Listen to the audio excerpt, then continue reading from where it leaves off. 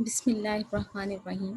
शुरू अल्लाह के नाम से जो बड़ा मेहरबान और नहायत रहम करने वाला है। डियर स्टूडेंट्स, अस्सलामु अलैकुम। उम्मीद है कि आप सब खैरियत से होंगे और मैं अल्लाह पाक से दुआ करती हूँ कि हमें हर तरह की वबाई अमराज से दूर रखें, आमीन। I, Myra Ashraf, lecturer Computer Science, welcome to all of you on the platform of Government Degree College for Women e-learning program launched by Higher Education Department. Today, we are going to start our computer science subject for class second year. There are a total number of 14 chapters. First 7 chapters are related to database and the next 7 chapters are related to C language.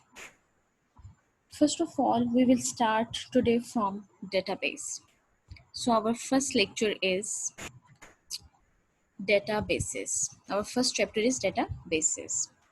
सबसे पहले हम data की basic definition देखेंगे. Data is a collection of facts, figures and statistics related to an object. यहाँ मैंने कुछ terms जो हैं वो हाईलाइट की हुई हैं.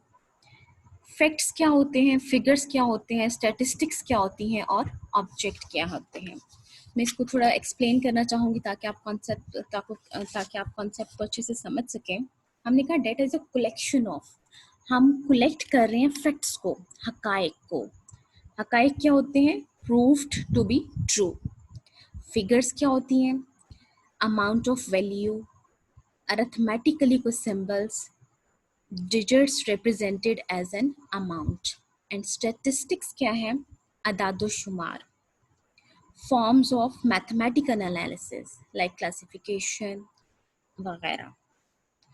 अब हमने कहा डेटा जो है वो कलेक्शन है किसी हकायक के बारे में, फिगर्स के बारे में, मैथमेटिकल टर्म्स है, स्टैटिस्टिक्स के बारे में, रिलेटेड टू एन ऑब्जेक्ट, जो कि रिलेट करिए किसी एक ऑब्जेक्ट से.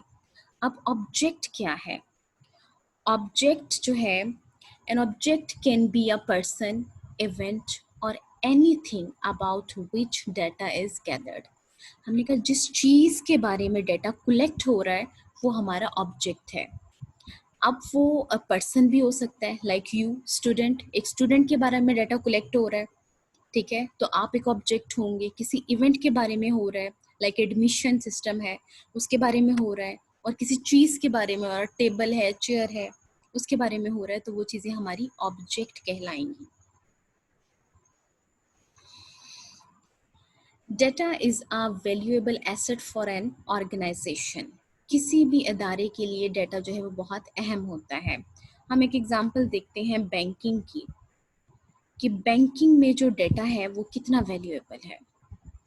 मिसाल के तौर पर बैंकिंग वाले अपना डेटा लॉस्ट कर देते हैं, तो वो कैसे अपने सिस्टम को मेंटेन करेंगे कि किसके अकाउंट में कितना बैलेंस पड़ा हुआ है, क्या क्रेडिट हुआ, क्या ट्रांजैक्शंस हुई, क्या डेबिट हुआ. ये सारी चीज़ें जो हैं बहुत इंपॉर्टेंट हैं. उनके लिए उनका डेटा जो है वो बहुत वैल्यूएबल होगा. Data can be used by the managers perform effective and successful operations of management. It also enables the users to make best decisions for organization. हमने कहा डेटा जो है वो मैनेजर्स भी यूज़ करते हैं कंपनीज के अपनी मैनेजमेंट में. मीन्स मिसाल के तौर पे आपको एग्जांपल देती हूँ. एक नेटवर्क कंपनी है, कोई जैज़ वगैरह या किसी तरह से, तो उसके कस्टमर्स किसी ख़ास मंथ में बहुत ज़्यादा जो है वो स्विच कर रहे हैं उनके नेटवर्क से, तो अपने कस्टमर्स का डाटा देखेंगे, उस पर कुछ ऑपरेशंस वगैरह अप्लाई करेंगे कि जी क्या वजह है हमारे कस्टमर्स जो है वो स्विच कर रहे हैं. तो वो जो है वो मैनेजमेंट जो है उस डाटा को यूज़ करेगी कोई बेटर पॉलिसी बनाने के लिए, कोई अच्छा डिसीजन करने के लिए, अपने कस्टमर्स को कैसे वापस लाया जा सकता है. सिंपल वर्ड्स में मैं आपको एक और एग्जांपल देना चाहूँगी डेटा की. वो ये है कि students fill an admission form when they get admission in college. The form consists of raw facts about the students. These raw facts are students' name, father's name, address. The purpose of collecting this data is to maintain the record of the students during the study period in the college. जब आप college में admission लेते हैं तो आपको एक form दिया जाता है. जिसको जिसको इस तरह से डिज़ाइन किया जाता है, उस पे आपका नेम, आपका फादर्स नेम, आपका एड्रेस, आपका फ़ोन नंबर, आपके प्रीवियस मार्क्स, सब्जेक्ट्स, इस तरह की चीज़ें आपसे डिटेल ली जाती हैं। तो वो एक्चुअली हम स्टूडेंट के बारे में डाटा कलेक्ट कर रहे होते हैं, ठीक है? तो उसका मकसद क्या होता है? उसको फर्दर यूज़ करने के लिए आपका रिकॉर्ड मेंटेन किया जाता है। मिसाल के तौर पर आपका रिज़ल्ट कार्ड ही आपके घर पे भेजना है, तो उस डेटा से आपका एड्रेस लिया जाएगा और आपका रिज़ल्ट कार्ड पोस्ट कर दिया जाएगा। होप सो कि आपको डेटा का कॉन्सेप्ट जो है वो काफ़ी क्लियर हो गया होगा। अब हम अपने नगले अगले कॉन्सेप्ट की तरफ जा रहे हैं, जो कि है information. The processed data is called information. हमने कहा raw facts and figures data है, और प्रोसेस्ड डेटा मतलब डेटा पे कुछ ऑपरेशंस अप्लाई हुए, उसके बाद जो चीज हमें मिली वो हमारी इंफॉर्मेशन कहलाएगी।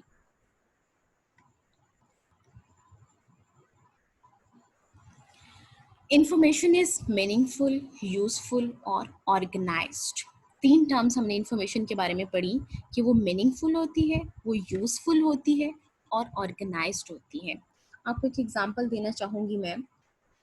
आपको एक टास्क दिया जाता है कि आप ना बहुत सारी डिफरेंट बुक्स कलेक्ट करें, डिफरेंट सब्जेक्ट्स की, लाइक 100 ऑफ बुक्स आपके पास कलेक्ट हो गई। कुछ मैथ्स की हैं, कुछ कंप्यूटर साइंसेस की हैं, कुछ इंग्लिश की हैं, कुछ पाकिस्तान स्टडीज़ की हैं, मुख्तलिफ सब्जेक्ट्स की हैं, ठीक है? आपने वो कलेक्ट करके एक टेबल पर रख ली। अब वो आपका डेटा हो गया, ठीक है? अब वो आप मैं उस जो है आपको एक टास्क देती हूँ कि इनको आप अरेंज करें, और कुछ जो है वो कैबिनेट्स हैं उनमें लेबलिंग करके इनको अरेंज कर दें। आपने कंप्यूटर साइंस की सेपरेट कर दी, मैथ्स की सेपरेट कर दी, उर्दू की अलग कर दी, सबको अरेंज कर दिया। पहले वो एक रॉ मटेरियल था, डेटा था, अब उस पर प्रोसेसिंग हुई, आपने उनको अरेंज कर दिया। अब क्या हम उसको एक लाइब्रेरी का नाम दे सकते हैं कि it's just like a library, arranged form में पड़ी हुई है? तो वो एक मीनिंगफुल चीज़ आपकी हो गई, यूजफुल भी होगी, ऑर्गेनाइज्ड भी हो गई। आपको कहा जाए कि जाएं जी कंप्यूटर साइंस की सेकेंड ईयर की बुक जो है वो निकालें, आप फ़ौरन से जाएंगी, उस कैबिनेट में जाके चेक करेंगी और वहाँ से निकाल लेंगी। और अगर यही टास्क आपको उस डेटा पे दिया जाता तो आपको कितना टाइम रिक्वायर्ड होता, आप सारी बुक्स को वन बाय वन देखते सारे सब्जेक्ट्स की, तो वो मुश्किल हो जाती। तो हमने कहा डेटा जब रॉ रॉ फॉर्म में होता है, हमारे पास कोई भी चीज़ कलेक्ट होती है तो वो डेटा होता है। जब उस पर प्रोसेस अप्लाई होता है तो वो एक मीनिंगफुल चीज़ बन जाए, तो वो यूजफुल भी होती है और in the form of organised way भी होती है, तो that is known as information. It is use for making decision. Data is used as input for processing and information is the output of this processing.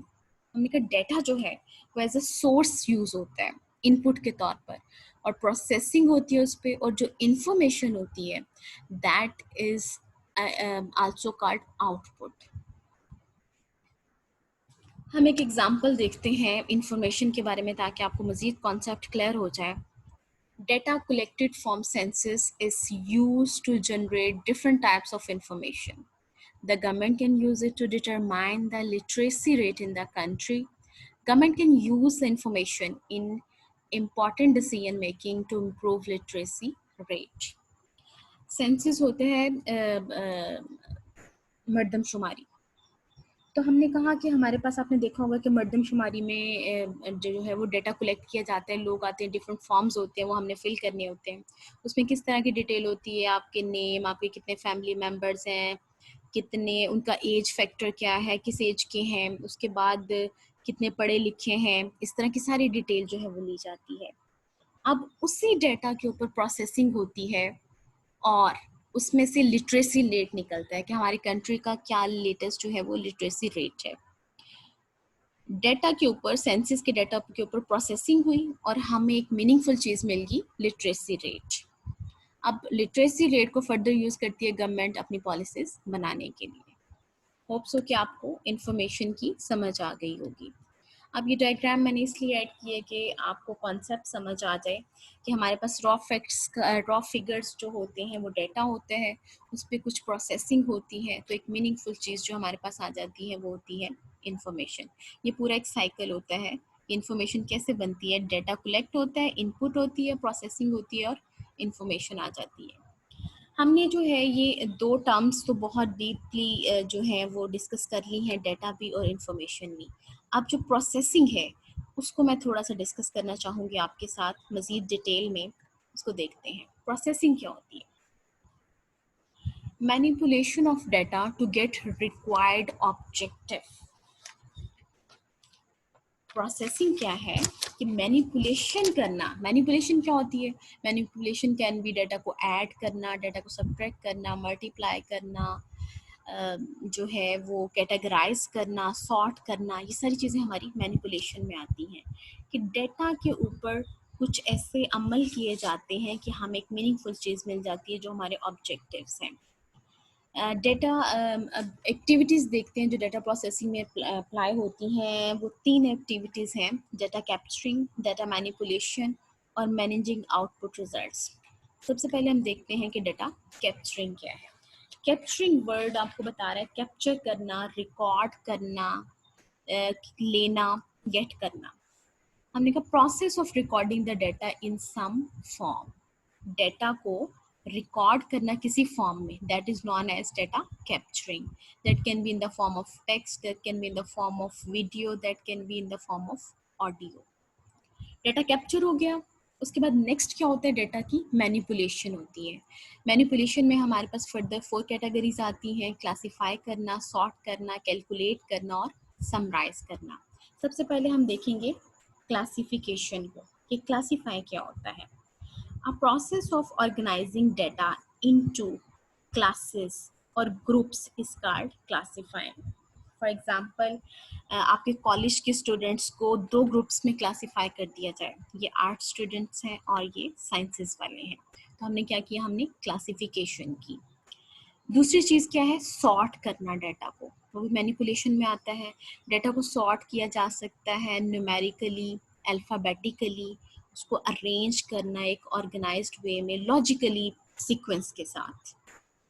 Third चीज़ है जो हमारे पास calculation. Calculation जो है वो हमारी मैथमेटिकल टर्म है। Data पे calculation apply की जा सकती है मैथमेटिक्स की फॉर्म में, मींस लाइक एडिशन करना, सब्ट्रैक्शन करना, मल्टीप्लिकेशन करना और डिवीजन करना। समराइजिंग क्या है? समराइजिंग मीन्स दैट कि लार्ज अमाउंट ऑफ डेटा जो है उसको कंसाइज करके जो है वो डिस्क्राइब करना, मतलब बहुत लार्ज अमाउंट में डाटा को कंसाइज वे में डिस्क्राइब करना। That can be in the form of report. अच्छा जी, प्रोसेसिंग में हमने देखा सबसे पहले डाटा कैप्चर हो गया, फिर डाटा मैनिपुलेट हो गया। अब मैनिपुलेशन के बाद हमारे पास आगे रिजल्ट्स, और वो जो है हमारा तीसरा स्टेप बनता है मैनेजिंग आउटपुट रिजल्ट्स। अब जब हमारे पास रिजल्ट्स आ गए, आउटपुट्स आ गई, तो हम उसको कैसे मैनेज करेंगे? सबसे पहले हम उसको स्टोर करेंगे। Storage, store data on some medium, किसी मीडियम पे उसको स्टोर करना। That can be on hard disk, USB, या जो भी आपकी रिक्वायर्ड चीज़ है। स्टोर कर लिया, उसके बाद दूसरा जो सेकंड जो चीज़ है वो है रिट्रीवल, उसको गेट करना डेटा को, स्टोर डेटा को फेच करना, निकालना। थर्ड चीज़ आ जाती है कम्युनिकेशन, डेटा को ट्रांसफ़र करना एक लोकेशन से दूसरे लोकेशन पे। फॉर एग्जांपल, आप स्टूडेंट्स का डेटा हमारे पास है, आपके मार्क्स हमारे पास आ गया, आपका रिजल्ट तैयार हो गया, तो इस रिजल्ट को हम आपको ईमेल कर रहे हैं। तो हम क्या कर रहे हैं? डेटा को ट्रांसफ़र कर रहे हैं, उस रिजल्ट को, उस इंफॉर्मेशन को सेंड कर रहे हैं वन लोकेशन से another location. Fourth one is reproduction, data की डुप्लीकेशन, डेटा की कॉपी रखना, डेटा की डुप्लीकेशन या कॉपी रखना, that is known as the reproduction. The process of copying और duplicating data is called reproduction of data.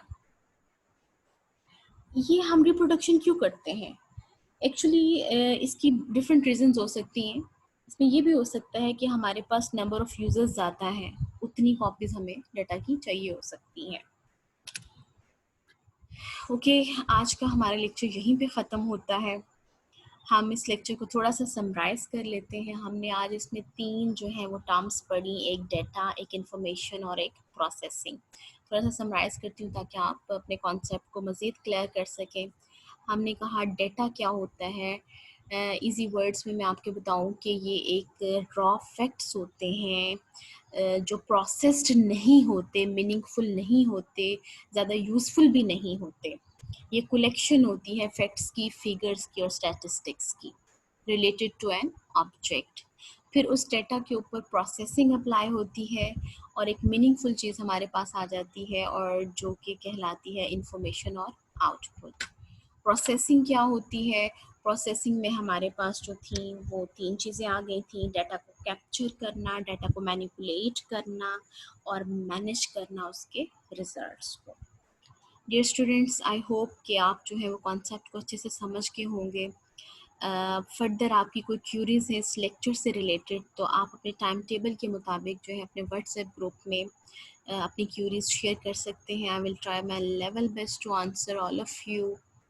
अपना ख्याल रखिएगा। Thank you so much. इंशाल्लाह नेक्स्ट लेक्चर में आपसे मुलाकात होती है। अल्लाह हाफिज़।